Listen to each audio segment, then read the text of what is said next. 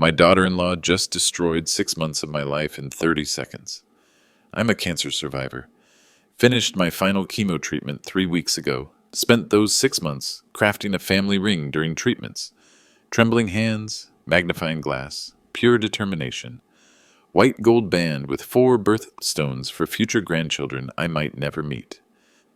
Christmas morning, 15 family members watching, I handed Patricia my gift. She examined it like roadkill. Then came the words that changed everything. This infected amateur work belongs in a dumpster, Samuel.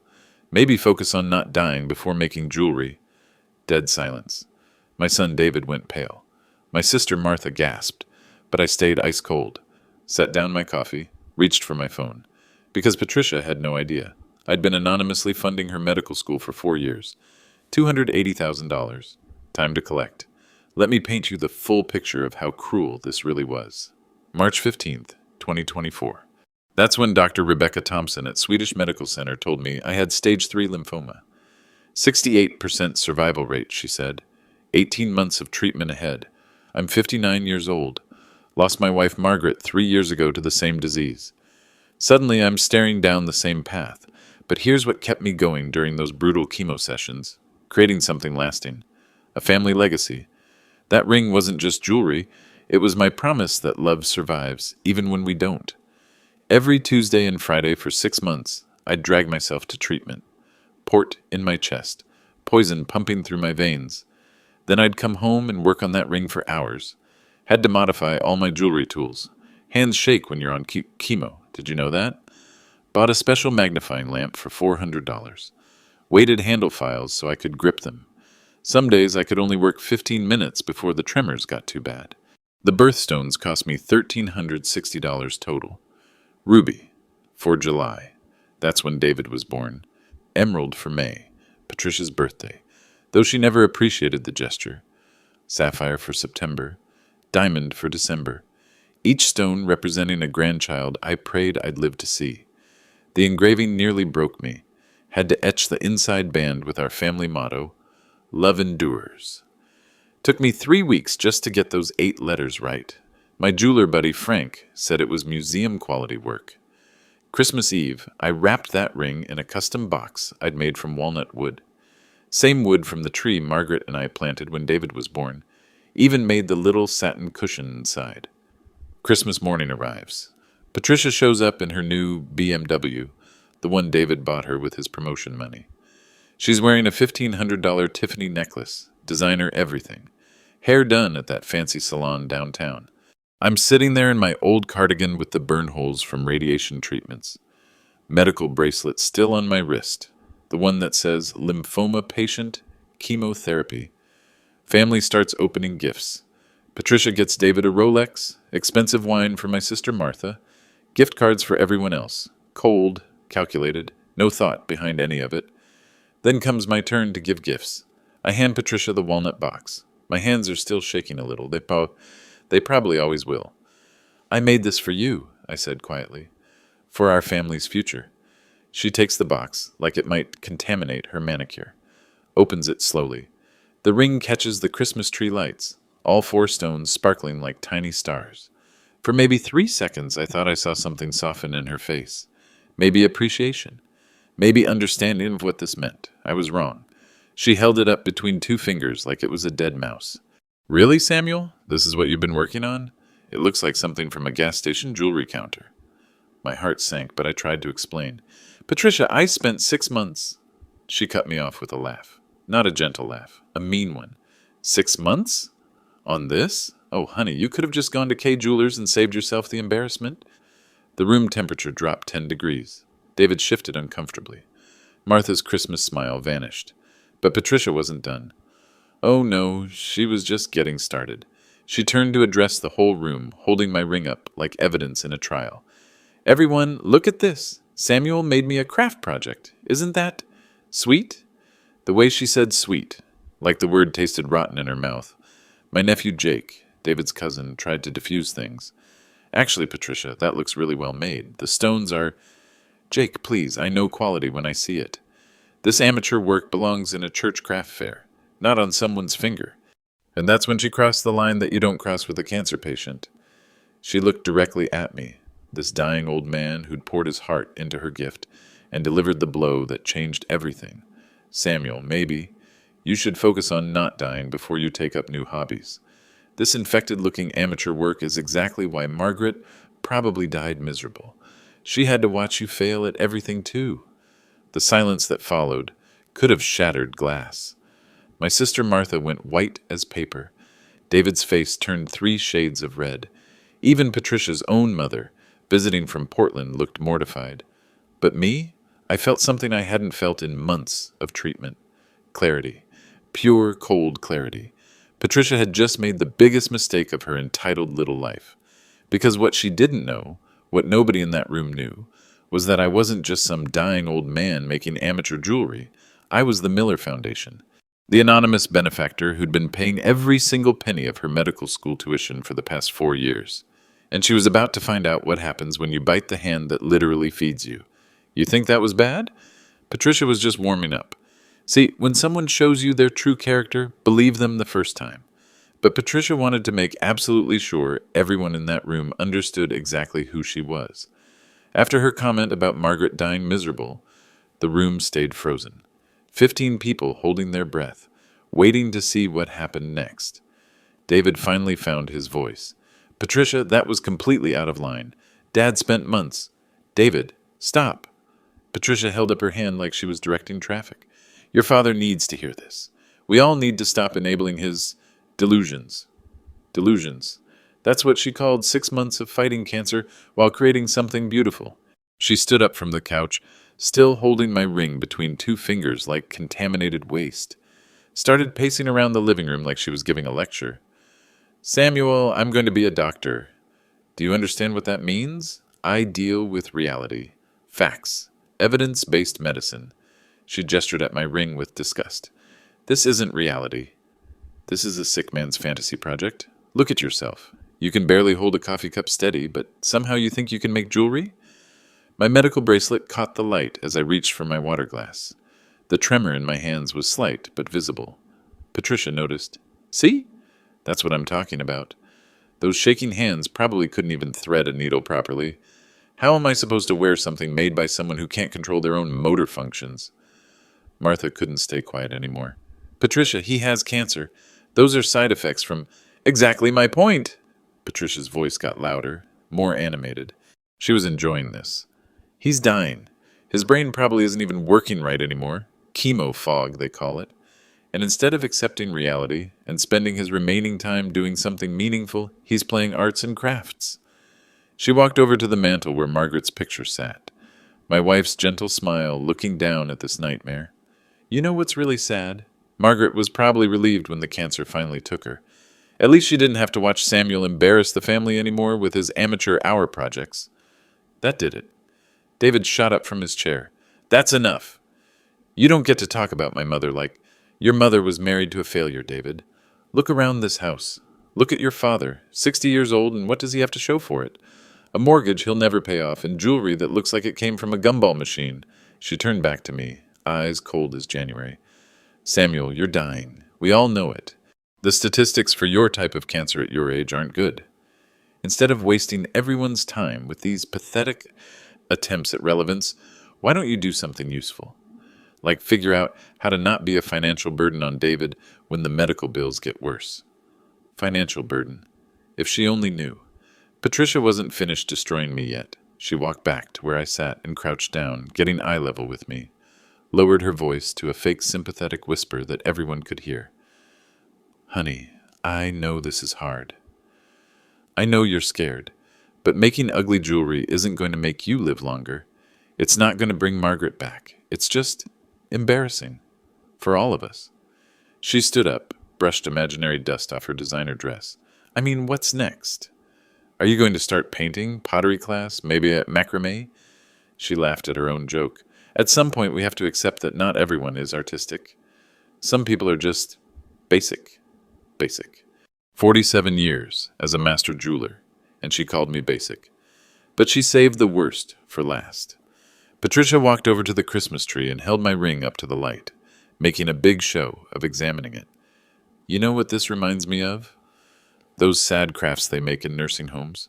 When people with dementia try to stay busy, it's the same quality level, the same desperation. She looked around the room, making sure she had everyone's attention. I actually feel bad throwing this away. It seems cruel to trash someone's final attempt at relevance, but I can't exactly wear it either. People would think David married beneath his station. Beneath his station. Coming from a woman whose entire education I'd been secretly funding. Martha stood up, shaking with rage. Patricia, you are the cruelest person I have ever... Martha, please. We're all thinking it. I'm just honest enough to say it out loud. Samuel is dying, and instead of facing that reality with dignity, he's clinging to these little projects like they matter. She walked back to me one final time. Samuel, I'm going to be a doctor. I save lives. That's meaningful work. This, she dangled my ring in front of my face. This is what people do when they've given up on actually mattering. The room was dead silent, except for the Christmas music playing softly in the background. Silent night. How perfectly appropriate. Patricia dropped my ring into her purse like it was evidence she needed to dispose of later. I'll find somewhere appropriate to donate this. Maybe a children's hospital. They appreciate handmade things there. That's when I reached for my phone, because Patricia had just sealed her fate with those words about saving lives and meaningful work. Time to show her what meaningful really looked like. My phone felt steady in my hands for the first time in months. Funny how clarity works. 6 months of chemo treatments, hands shaking from medication, barely able to hold my coffee cup some mornings. But right now, rock solid. I opened my banking app while Patricia continued her victory lap around the living room. She was telling David's cousin about managing expectations with elderly relatives and the importance of honest feedback. The Miller Foundation account loaded on my screen. Current balance, $283,412.67. 4 years of deposits, $70,000 per year, paid quarterly. Every tuition bill, every fee, every textbook allowance for Patricia's medical school education at University of Washington. She had no idea. Let me tell you how this started. December 2020. David called me, voice shaking. Patricia had gotten accepted to medical school but couldn't afford it. Student loans would bury them for decades. They'd have to postpone the wedding, maybe kids, everything. Dad, I don't know what to do. She's brilliant, but we just can't swing the numbers. That night I sat in Margaret's old chair, the one where she used to grade her students' papers, and made a decision. I'd incorporate the Miller Foundation, anonymous educational charity, just me, a lawyer, and a bank account. First payment went out January 15th, 2021. $70,000 to cover Patricia's full first-year tuition, books, and living expenses. No loans required. Patricia thought she'd won some mysterious scholarship, called it a merit-based anonymous donor program for exceptional students. She'd actually put it on her social media, bragging about being chosen by some wealthy benefactor who recognized her potential. The irony was delicious even then. Year 2, same thing, $70,000 paid in quarterly installments. Patricia's posts got more elaborate. She was blessed to have this angel investor supporting her future in medicine. Year 3 brought complications. Patricia started researching her mysterious benefactor, wanted to thank them personally, even hired a private investigator to track down the Miller Foundation's source. I had my lawyer create a shell corporation in Delaware, buried the paper trail under 3 layers of legal entities. Patricia's investigator hit dead ends every time. Meanwhile, she kept spending. Designer study materials, premium MCAT prep courses, that $1,500 stethoscope she just had to have, all covered by her scholarship. This year, year 4, I'd already paid the fall semester. $70,000 transferred in August. Spring tuition was due January 15th. Another $35,000 ready to go. Patricia had 8 months left until graduation. 8 months until she'd become Dr. Patricia Wilson and start her residency at Seattle Children's Hospital. 8 months of debt-free medical education, all thanks to the dying old man she'd just destroyed in front of his entire family. I scrolled through the Foundation's payment history, every transaction documented, every receipt saved. 4 years of meticulous record-keeping. David noticed me on my phone. Dad, you okay? You look... I'm fine, son. But I wasn't fine. I was done. Done being disrespected. Done being invisible. Done funding the education of someone who thought my life's work was infected amateur garbage. Patricia had called my ring worthless, said I should focus on dying instead of creating, mocked Margaret's memory, called me a financial burden. Time to show her what a real financial burden looked like. I pulled up my contacts, found Dr. Elizabeth Hayes, Director of Financial Aid at University of Washington School of Medicine.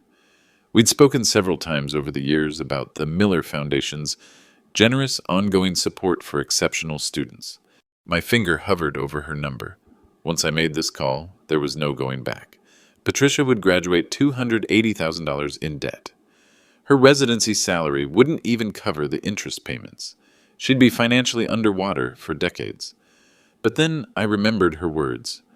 This infected-looking amateur work is exactly why Margaret probably died miserable. My wife, my beautiful, brilliant wife who'd supported every dream I'd ever had, who'd held my hand through every cancer treatment until her own illness took her. Patricia had crossed a line you don't come back from. I scrolled to another contact. James Morrison, director of the American Cancer Society's Research Division. We'd met at several fundraising events over the years. 2 phone calls. That's all it would take. 1 to cancel Patricia's funding, 1 to redirect every penny to cancer research.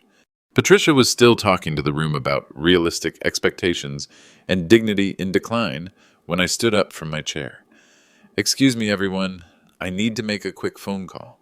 My voice was calm, steady, almost cheerful, because Patricia was about to learn the most expensive lesson of her life.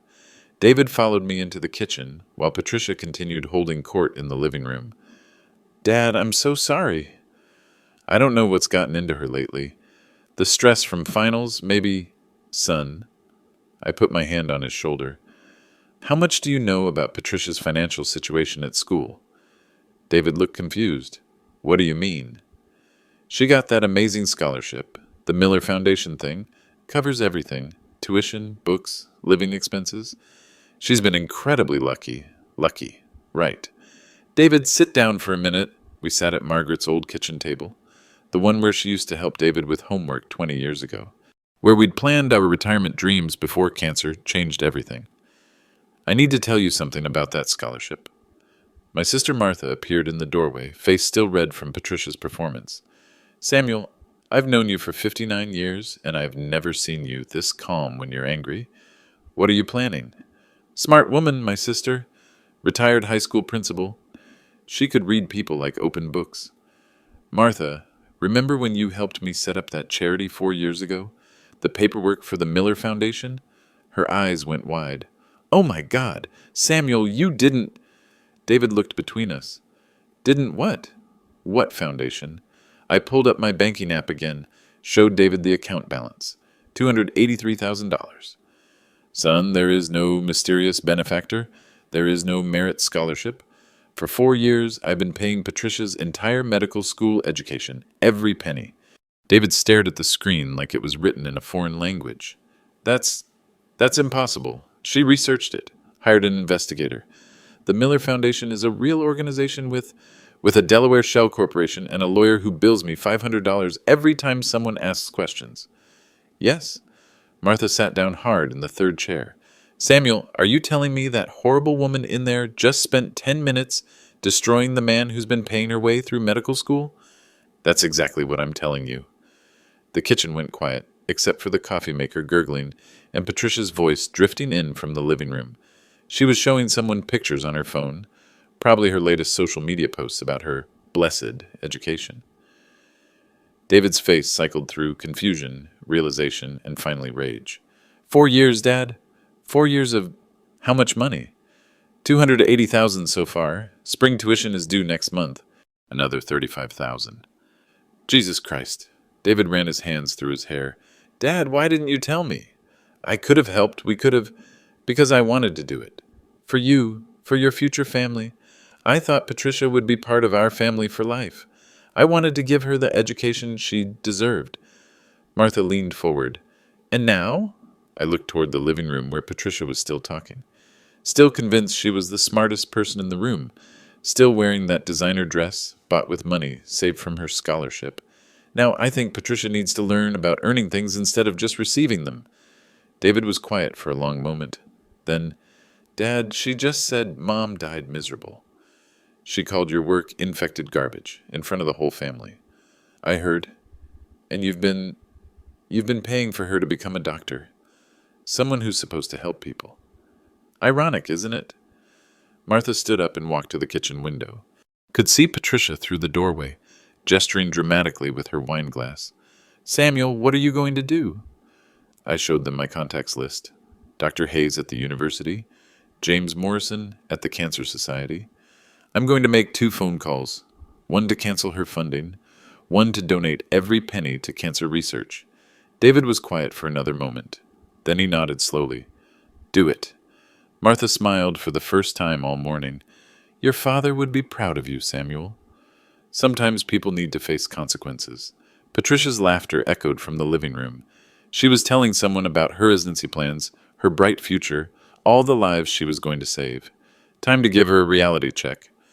We were walking back to the living room when Patricia decided she wasn't done with me yet. She'd moved to the mantel, right next to Margaret's picture, holding court with my nephew Jake and his wife Sarah. Wine glass in one hand, my ring still dangling from her other hand like a dead fish. The thing about elderly people, she was saying, loud enough for me to hear, is that they lose perspective. They think their little hobbies matter because they're desperately clinging to relevance. Jake looked uncomfortable. Patricia, maybe we should... No, this is important. As his future daughter-in-law who's going to be a doctor, I have a responsibility to help Samuel face reality. Future daughter-in-law. That was rich. She turned to face me as I entered the room. Samuel. Perfect timing. I was just explaining to everyone why your little craft project phase isn't healthy. The room went tense again. David stepped closer to me, but I held up my hand. Let her talk. See, in medical school, we learn about something called displacement activity. It's when people facing trauma or terminal illness fixate on meaningless tasks to avoid confronting their situation. Patricia took a sip of wine, clearly enjoying her impromptu psychology lecture. Making jewelry, painting, scrapbooking, these are classic examples. The patient thinks they're creating something important, but really they're just hiding from death. My sister Martha made a noise like she was choking. Patricia ignored her. Samuel, your cancer isn't going away because you made a ring. Margaret isn't coming back because you carved her name in metal. You're still dying, and these craft projects are just making it harder for your family to accept that reality. She walked over to where I stood, looked me right in the eyes. I know this sounds harsh, but someone needs to say it. You're embarrassing, David. You're embarrassing yourself. And honestly, you're dishonoring Margaret's memory by pretending she would have wanted you to waste your final months playing arts and crafts. The wine was making her bolder, meaner. Do you know what Margaret would actually want? For you to face your diagnosis with dignity, to stop being a burden, to let David move on with his life instead of guilt-tripping him with these pathetic attention-seeking projects. Jake tried to interrupt. Patricia, I think you've said enough. Have I? Because I don't think Samuel understands how his behavior affects other people. David comes home stressed every day, worried about his father's delusions, worried about the medical bills that are coming, worried about inheriting this mortgage when Samuel dies. She gestured around the living room with her wine glass. This house needs work. The roof leaks. The heating system is ancient. But instead of addressing real problems, Samuel spends his time making amateur jewelry that belongs in a garage sale. David's face was getting redder by the second. Patricia, stop. Just stop. But she was on a roll now. The wine, the audience, the power trip, it was all going to her head. And the worst part? He actually thought I'd wear this thing. She held up my ring again. In public. Where my classmates might see it. Where my professors might notice it. She laughed that cruel laugh again. Can you imagine? Oh, Patricia, what a lovely ring. Thanks, my dying father-in-law made it in his garage between chemo treatments. That would really establish my credibility in medical school, wouldn't it? That was it. The final straw. I pulled out my phone and started dialing. Patricia noticed, but kept talking. Samuel, putting that phone away won't make this conversation go away. We need to discuss your end-of-life planning, your financial situation, your... Hello, Dr. Hayes. This is Samuel Miller from the Miller Foundation. Patricia stopped mid-sentence. I need to discuss Patricia Wilson's funding immediately. Patricia's wine glass froze halfway to her lips. Dr. Hayes, yes, I'm calling about our ongoing educational support for Patricia Wilson at the University of Washington School of Medicine. The room went dead silent. You could hear the Christmas tree lights humming.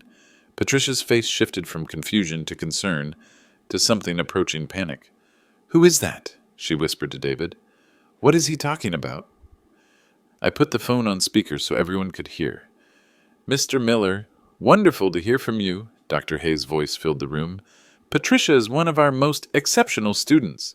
The Miller Foundation's generosity has been absolutely life-changing for her education." Patricia went white as fresh snow. "I'm actually calling to discuss some changes to our funding arrangement," I said calmly. "Of course.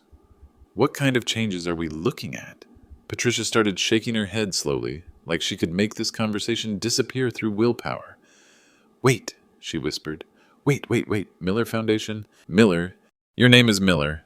That can't be." I looked directly at her. "Hello, Patricia. I'm your anonymous benefactor." The wine glass slipped from her fingers, shattered on Margaret's hardwood floor, red wine splashing across her designer shoes. "That's impossible. I researched the Miller Foundation. It's a Delaware corporation. There's a board of directors. There's me. Just me. And a very expensive lawyer who's been covering our tracks for 4 years." I held up my phone so she could see the banking app. The Miller Foundation account. $283,412.67. Every tuition payment, Patricia. Every book allowance. Every living expense stipend. All from the dying old man whose work you just called infected garbage. Dr. Hayes' voice came through the speaker. "Mr. Miller, is everything all right? You sound... Dr. Hayes, I need you to pull up Patricia Wilson's complete financial record. Can you tell me the total amount the Miller Foundation has contributed to her education?" Silence on the other end. Computer keys clicking. "Let me see here. Year 1, 70,000. Year 2, 70,000. Year 3, 70,000. Fall semester this year, 35,000. Total contribution, $245,000, with spring semester funding of 35,000 pending." Patricia sank onto the couch like her legs had given out. 280,000 total, I said. Every penny from my retirement savings, my inheritance from Margaret, money I earned over 47 years as a master jeweler. The room was so quiet you could hear Patricia's breathing getting shallow and fast. I incorporated the Miller Foundation 3 weeks after David called me, crying because his brilliant fiancée couldn't afford medical school. I thought I was investing in our family's future. Patricia's voice came out as barely a whisper. "Samuel, I had no idea." "Of course you didn't. Because you never asked, never wondered, never thought to question your good fortune. You just assumed you deserved it." Martha was staring at Patricia like she was watching a car accident in slow motion. David found his voice. "Dad, you spent your retirement money on her education?" "All of it. Margaret and I saved for 30 years so we could travel when we retired. See Europe. Take that Alaskan cruise she always wanted. Instead, I gave it to the woman who just told me my dying wife would be ashamed of my work." Patricia tried to stand up but swayed, had to grab the couch arm for support. "Samuel, please, I'm so sorry. I didn't know. If I had known—" "What? You would have been nicer to me? You would have pretended to respect the man paying your bills?" She was crying now, mascara running down her cheeks. "I was stressed about finals. The wine made me say things I didn't mean. Please, you have to understand." "Oh, I understand perfectly. You showed me exactly who you are, Patricia. When you thought I was just some powerless old man, you felt free to destroy me in front of my family." I looked at the phone screen. Dr. Hayes was still on the line, probably listening to this whole disaster. "Dr. Hayes, I need to inform you that the Miller Foundation will be terminating Patricia Wilson's funding immediately." Patricia's sob was audible across the room. "Additionally, I'm redirecting the Foundation's remaining assets to the American Cancer Society for research purposes." "Samuel! No!" Patricia lunged toward me. "Please, you can't. I graduate in 8 months. 8 months." I looked at this woman who'd called my life's work infected, who'd mocked my dying wife's memory. "You're absolutely right, Patricia. 8 months until graduation. $280,000 in student loan debt waiting for you." Patricia was on her knees now, literally begging. "Samuel, please, I'm sorry. I'm so sorry." "I was wrong. I was terrible, but please don't do this. I kept the phone on speaker and dialed my second number, James Morrison at the American Cancer Society. James, it's Samuel Miller. I have a donation I'd like to make today. Patricia crawled closer, reaching for my phone. Please, I'll do anything. I'll apologize publicly. I'll wear the ring every day. Hello, Samuel. James's voice filled the room. Always a pleasure. What kind of donation are we discussing? $283,412.67. I'd like it designated for lymphoma research, specifically. Patricia's wail could probably be heard 3 houses down. That's incredibly generous, Samuel. Are you sure about the amount? Completely sure. It's money that was going towards someone's medical education, but I've decided cancer research is a better investment. I opened my banking app while everyone watched. The Miller Foundation account glowed on my screen. Patricia, you wanted to know what meaningful work looks like? This is it. Every dollar I spent on your education is going to help save lives. Real lives. Not the fantasy lives you talk about saving while you mock dying patients. My finger hovered over the transfer button. Patricia was hyperventilating. My loans, the interest rates, I'll never be able to pay them back on a resident's salary. You're destroying my entire future. I'm returning your future to you, the one you would have had if you'd never met my family. Congratulations on your independence. I pressed transfer. The screen showed transfer successful. $283,412.67 sent to American Cancer Society. Account number 4471892. Done. Patricia collapsed completely, sobbing into Margaret's Persian rug. James Morrison's voice came through the speaker. Samuel, this is extraordinary. This funding could help advance several promising treatment protocols. You're literally helping save lives. That's the idea, James. We'll make sure this donation's used exactly as you specified. Lymphoma research. Lives like yours, Samuel. I hung up and looked down at Patricia, who was still crumpled on the floor. Get up. She looked up at me with mascara-streaked cheeks. I said, get up. She struggled to her feet, shaking. Patricia, you asked me to focus on not dying instead of making jewelry. Well, congratulations. I just focused on not dying by funding the research that might save the next person like me. David stepped forward. Dad, that was your entire retirement. That was my choice to make, son, just like it was my choice to spend it on someone who I thought would be part of our family. I turned back to Patricia. You called my work infected amateur garbage. You said Margaret died miserable watching me fail at everything. You called me a burden on David. Each word hit her like a physical blow. So let me give you a reality check, Dr. Wilson. You're about to graduate with $280,000 in debt. At current interest rates, that's roughly $3,000 a month in loan payments. Your residency salary will be about $4,000 a month. The math was sinking in. Her face went from red to green. That leaves you $1,000 a month to live on for the next 25 years, unless you find a very generous benefactor. I picked up her purse from the coffee table and pulled out my ring, the one she'd called infected garbage. This ring you threw away? I had it appraised last week. $2,800. That's about 1 month of your loan payments. I walked to the mantel and placed the ring next to Margaret's picture. It stays here, with family who appreciates what love and sacrifice actually look like. Patricia tried one more time. Samuel, please. I made a mistake, a terrible mistake, but ruining my life won't. I didn't ruin your life, Patricia. I just stopped paying for it. My phone buzzed with a confirmation text from the Cancer Society. Your donation's confirmed and will immediately begin funding Dr. Sarah Chen's breakthrough lymphoma treatment research. Thank you for helping save lives. I showed Patricia the text. There. Your money is already saving lives. Real ones. Part 9. Public Consequences. 900 words. Target. The aftermath came swift and brutal. Patricia's phone started buzzing within minutes. Text messages, emails, voice calls. She answered the first one with shaking hands. Hello? Yes, this is Patricia Wilson. What? How did you? Yes, I understand. She hung up and looked at me with pure terror. That was the University Financial Aid Office. They want to see me first thing Monday morning to discuss my loan restructuring. Her phone buzzed again, then again. Patricia, David said quietly, maybe you should go home and... Home? She laughed bitterly. To the apartment I can afford because I thought I had a full scholarship? David, I have $800 in my checking account. 800. That's supposed to last me until my residency starts. The phone kept buzzing. She answered another call. Dr. Peterson? From Student Services? Yes, I received the email. Monday at 9 a.m., I understand. When she hung up, her hands were visibly trembling.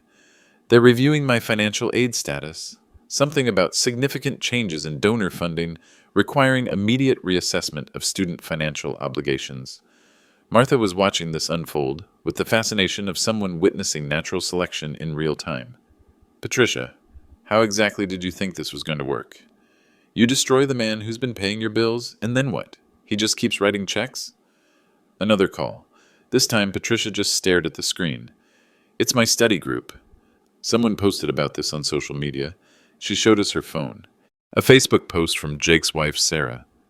When you find out your daughter-in-law has been verbally abusing the man who's been anonymously paying for her medical school. Some people have no shame. 43 comments already, growing by the minute. Sarah posted this 20 minutes ago, Patricia whispered. How many people do you think have seen it? Her phone rang again. This time she recognized the number. It's my mother. She answered with a defeated voice. Hi, Mom. Yes, I saw Sarah's post. No, it's not exaggerated. Yes, he really was paying my tuition. No, I had no idea. The conversation continued for 5 minutes. We could hear her mother's voice getting louder through the speaker. Words like ungrateful and disgusting and how could you? When Patricia hung up, she looked broken. My mother wants me to drive home to Portland tonight. She's never been so ashamed of me in her life. David finally spoke. Patricia, I think you should pack a bag. What? I think you should go stay with your mother for a while. Figure out your next steps. Patricia stared at him. David, you're my husband. We're supposed to work through problems together. Work through problems? Yes. But what you did today wasn't a problem. It was character assassination of my father. On Christmas. In front of our entire family. Her phone buzzed with more social media notifications. It's getting shared, she said numbly. Sarah's post is getting shared. She scrolled through the comments. Read a few out loud. This is why entitled people never appreciate what they have. Hope she enjoys paying back that $250,000 in student loans. Old man's revenge level, nuclear. One comment made her face go white. Patricia Wilson, University of Washington medical student. Screenshot for posterity. They're using my full name, my school. This is going to follow me forever. Another call. This time she just let it ring. That's Dr. Matthews from my residency program, the pediatrics director at Seattle Children's Hospital. The phone stopped ringing, then immediately started again. He's calling back. She looked at David with desperate eyes. What if this affects my residency? What if they rescind my position? David's voice was cold. Then maybe you should have thought about that before you decided to humiliate a cancer patient in front of his family.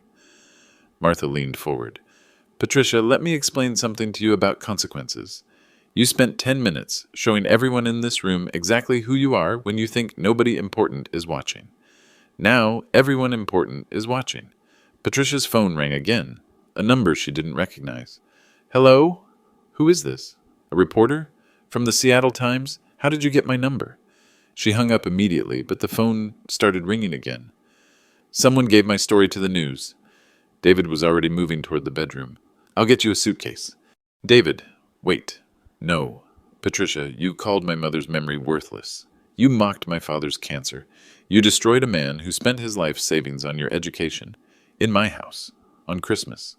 He stopped at the hallway entrance. I need time to think about whether I want to be married to someone capable of that level of cruelty. Patricia looked around the room. 15 family members who'd witnessed her meltdown, all of them staring at her with varying degrees of disgust and disbelief. Her phone buzzed with a text message. She read it and went pale. It's from my classmate, Michelle. The story is on Reddit now. Something called Pro-Revenge. 12,000 upvotes already. She looked at me with the expression of someone watching their life collapse in real time. Samuel, I'm begging you. Is there any way to undo this? Any way to fix what I've done? I thought about Margaret, about the 6 months of chemotherapy, about the ring I'd crafted with love, while my hands shook from medication. Patricia, some things can't be fixed. Some words can't be taken back. Some damage is permanent. I walked to the window and looked out at the December snow. You wanted me to face reality? Here's yours. You're about to learn what life costs without someone else paying for it. 3 months later, the final results were in. I'm sitting in Dr. Thompson's office at Swedish Medical Center, looking at test results I never thought I'd see. The words complete remission are highlighted in yellow on the lab report. Samuel, your lymphoma is completely undetectable. The treatment worked better than we hoped. Turns out focusing on not dying was excellent advice. Just not the way Patricia intended it. My phone buzzes with a text from James Morrison at the American Cancer Society. Your donation helped fund Dr. Chen's breakthrough protocol. The treatment that saved your life is now saving others. 14 patients in remission so far. 14 lives. That's what Patricia's education money became. 14 people who get to see their families again. Meanwhile, Patricia's life took a different trajectory. She dropped out of medical school in February. The financial pressure was too much. Even with the maximum student loans, she couldn't cover living expenses on top of her reinstated tuition debt. Last I heard, she was working at a medical supply company in Portland, still living with her mother. The divorce papers came through last month. David moved back home with me temporarily. He's been different since Christmas, quieter, more thoughtful. We've been working on the house together, fixing that roof Patricia mentioned, upgrading the heating system. Dad, he said last week while we were replacing gutters, I owe you an apology. For what? For not seeing who she really was, for letting her treat you that way for so long. I handed him another screw. Son, sometimes people show you their true character when they think it doesn't matter. Patricia thought I was powerless, so she felt safe being cruel. But you weren't powerless. No, I wasn't. The ring sits on the mantel now, next to Margaret's picture. Sometimes I catch David looking at it, turning it over in his hands. You know what's funny? He said yesterday. Patricia was right about one thing. This is museum-quality work. I had it appraised again. $4,200. The irony still makes me smile. Sarah's Facebook post went viral beyond anything we imagined. It's been shared over 50,000 times. Someone made it into a TikTok that got 2 million views. The story appeared in advice columns, psychology, blogs, and relationship forums. I've gotten letters from strangers, cancer patients mostly, but also people who've dealt with family cruelty. They understand what happened that Christmas morning. One letter particularly moved me. From a woman named Ellen in Ohio. Mr. Miller, I'm a nursing student whose mother-in-law has been paying my tuition. After reading your story, I drove to her house with flowers and a handwritten thank you note. We cried together. Your story reminded me that generosity deserves gratitude, not entitlement. That's when I knew Patricia's cruelty had been transformed into something useful. Her public humiliation became a cautionary tale that actually helped people appreciate their benefactors. The house feels different now, lighter. We have family dinners again. Martha comes over every Sunday. Jake and Sarah visit regularly. Even some of Margaret's old friends have started stopping by. No one mentions Patricia anymore. She's become a story we tell about recognizing true character, about consequences matching actions, about the difference between earned and given. I've started taking jewelry making classes at the community college. Teaching, actually. Turns out there's demand for someone who can show proper technique to people with hand tremors, other cancer patients, folks with Parkinson's, elderly students whose grip isn't what it used to be. My first class had 12 students. Word spread about the guy from the viral story who makes jewelry despite shaky hands. Now I have a waiting list. Last month, one of my students, a grandmother named Rose who's fighting breast cancer, finished her first project, a simple silver bracelet for her daughter. Professor Miller, she said, holding it up with pride, do you think this looks amateur? I examined her work, clean solder joints, smooth finish, perfect proportions. Rose, that's the work of someone who put love into every hammer strike. That's not amateur anything. She cried right there in the workshop. That's what Patricia never understood. The value isn't in the perfection of the technique. It's in the intention behind the work, the love that goes into every detail, the hope that your creation will outlast your time on earth. My ring, the one Patricia called infected garbage, now represents something different. It's become a symbol of dignified boundaries, of consequences fairly applied, of love that doesn't enable cruelty. David's dating someone new now. Emily, a nurse from the oncology ward where I received treatment. She understands the value of caregiving, of patience with people who are suffering. When I showed her the ring, she held it carefully and asked about each birthstone's meaning. "This is incredible craftsmanship, Mr. Miller. The person who receives this will treasure it forever." That's the difference between someone who appreciates gifts and someone who expects them. Margaret's picture still watches over everything from the mantel. Sometimes I talk to her about what happened, about Patricia, about David, about the strange way life delivers justice. I think she'd be proud of how I handled it, not with anger or revenge, but with natural consequences. Patricia wanted independence from the dying old man's charity. I gave her exactly what she asked for.